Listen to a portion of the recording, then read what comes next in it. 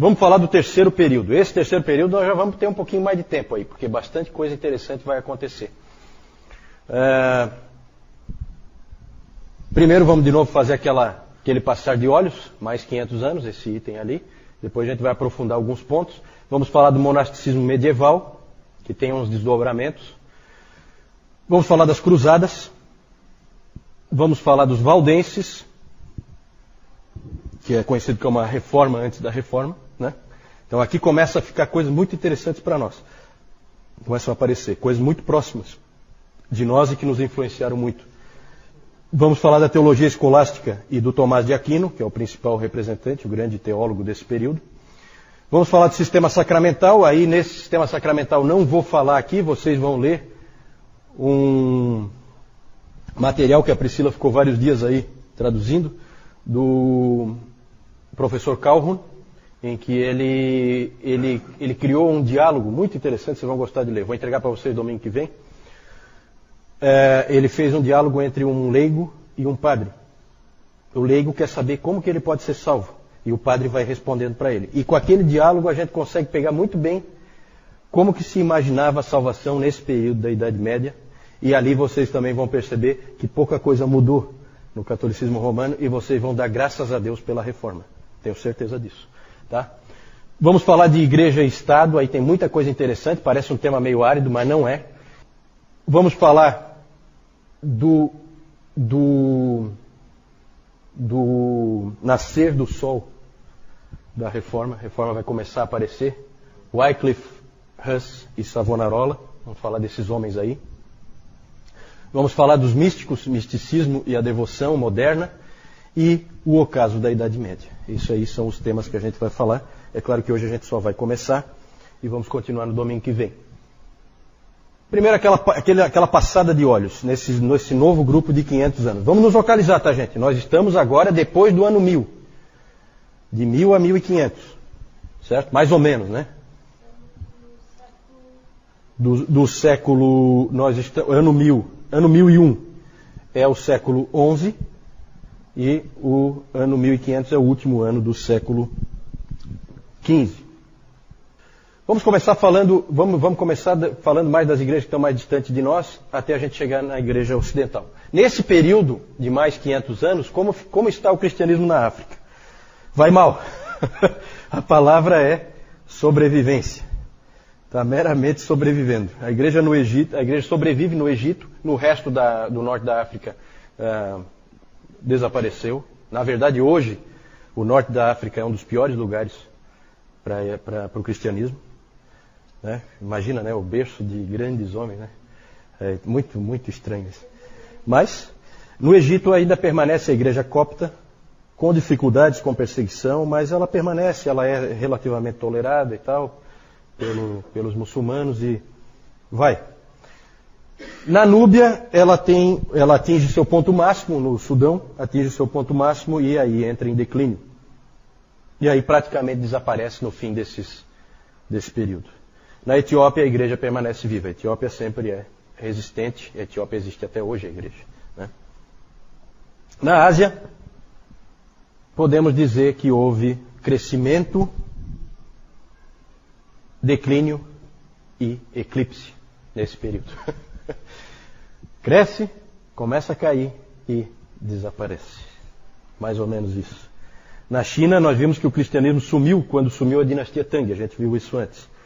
Mas o cristianismo voltou à China nos tempos dos mongóis, quando os mongóis tomaram ali a China.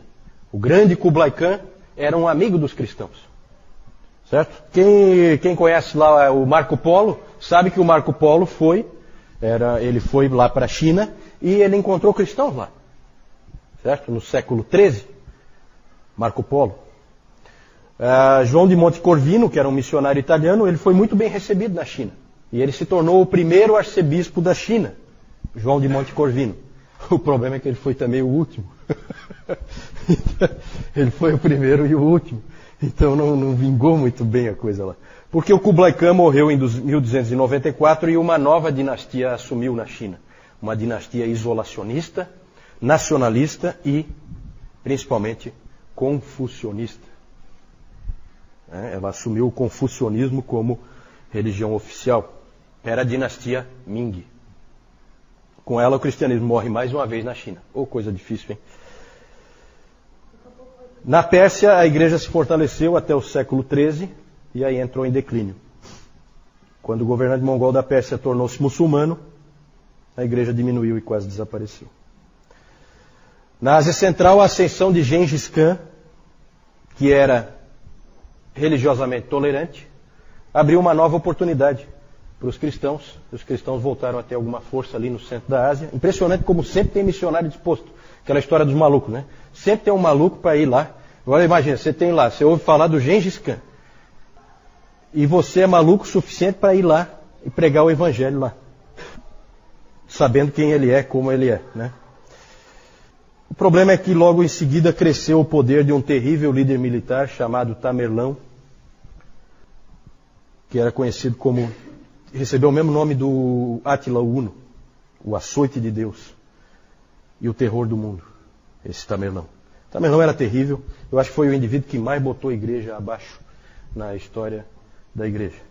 Onde ele passava, ele destruía as igrejas completamente, não deixava vestígio nenhum. Isso porque ele era manco, né? Porque o nome dele, na verdade, era Timur. Tamerlão é um nome que se deu depois porque tem a palavra manco junto ali. E, imagina se ele não fosse manco. Aí acho que a gente estava lascado. Então a igreja na Ásia, a coisa não vai bem. Parece que Deus reservou realmente um lugar especial para a Europa. Um lugar estratégico. Né? Não é à toa. Pensem sempre na providência de Deus, tá? No futuro, a América seria descoberta pelos europeus, e os europeus iam encher de cristianismo na América.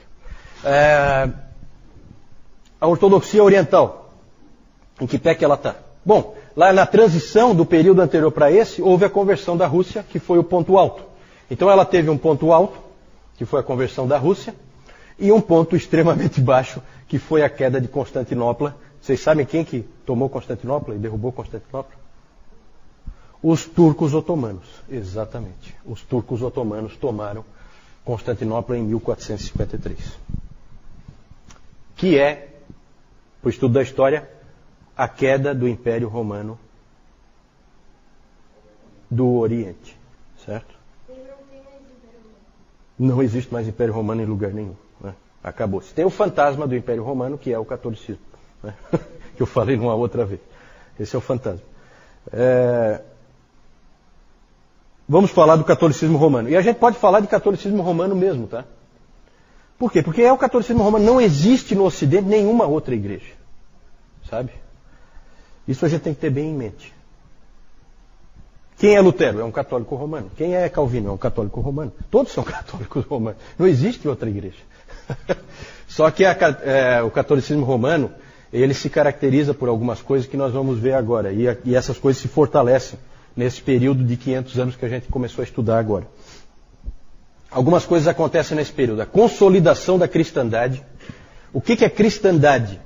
É a união muito forte entre igreja, Estado e cultura. Essas três coisas extremamente unidas. Igreja, Estado e cultura. Isso se consolida na Europa. Uma outra característica desse período, e que já vem sendo sempre uma característica do cristianismo no Ocidente, é a diversidade.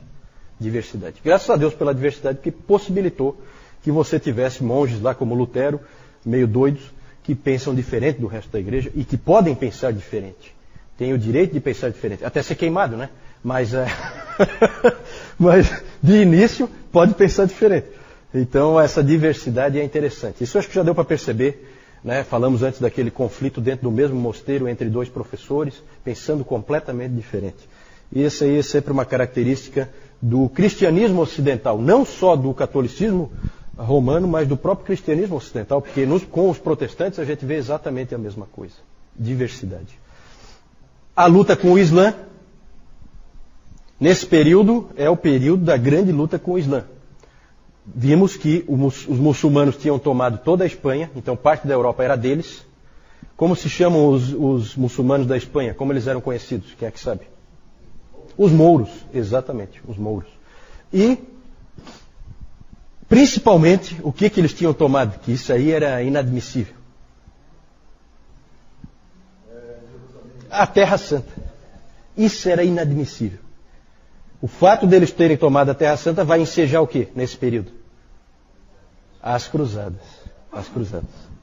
Um dos capítulos tristes da história do cristianismo. Né? As Cruzadas. Também é um período em que nós vamos ter muito fortemente a controvérsia das investiduras, por causa da proximidade muito grande entre igreja e Estado. Começa a haver, nós vamos ver isso aí um pouquinho mais de detalhe, tá? Mais para frente. Aqui é um passar de olhos. A controvérsia das investiduras é o seguinte: quem pode nomear o bispo? O rei? O papa? O rei ou o papa? O rei e o papa? Quem pode? Morreu o bispo. Aí o rei quer pôr um cara dele. Mas o papa quer pôr um cara dele. E aí há essas brigas de poder. Sempre há essas controvérsias. Isso aí é muito interessante. Nós vamos tratar com um pouquinho mais de cuidado naquele item igreja e Estado. A produção teológica desse período é interessante. Não agrada muito a forma como a teologia era escrita, mas era o modelo que eles seguiram, porque eles seguiram um filósofo grego chamado Aristóteles, e isso determinou mais ou menos como a teologia era feita. E o grande expoente desse período na teologia é Tomás de Aquino. Tomás de Aquino, que é o grande teólogo do catolicismo romano. O que mais que se pode falar aqui? Surgiram novas ordens monásticas, outras se fortaleceram, vou falar daqui a pouquinho. Construíram-se grandes catedrais e palácios, agora num novo estilo, não no estilo romanista, mas no estilo gótico, certo? Porque agora são os bárbaros que estão ali, que já não são mais tão bárbaros assim. Na literatura há avanços, na verdade no final desse período nós temos o Renascimento, surgindo na Itália. Então nós vamos ter homens como Dante Alighieri e a sua Divina Comédia. Temos o Geoffrey Chaucer com os contos de Canterbury. A produção literária começa a crescer, ficar mais forte. Também é um período em que se percebe vários problemas na igreja. Sabe aquelas histórias que vocês sabem de papas absurdos, assim, que fizeram barbaridades? Né? É esse período aí. Certo? Aí aqui tem todo tipo de confusão. 3 papas. Aqui, olha, na verdade, tudo isso extremamente positivo para o surgimento do protestantismo. Né? Essas coisas negativas que foram acontecendo com o papado, e aí a tentativa de reforma conciliar, tudo isso aí nós vamos dar uma olhadinha bem rápida, né? Não temos condição de aprofundar. Mas tudo isso aí gera a oportunidade de ver as coisas mudarem.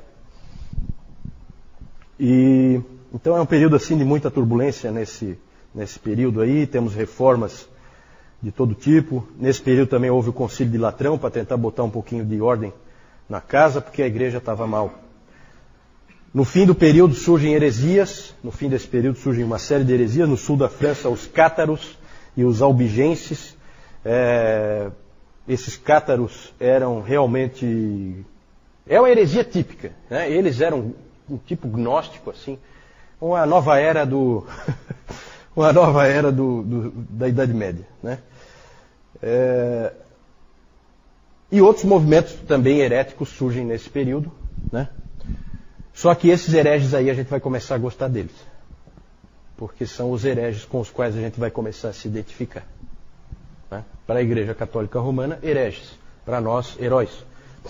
Valdenses, o John Wycliffe, eu acho que é Wycliffe que se pronuncia, o John Huss, na Boêmia.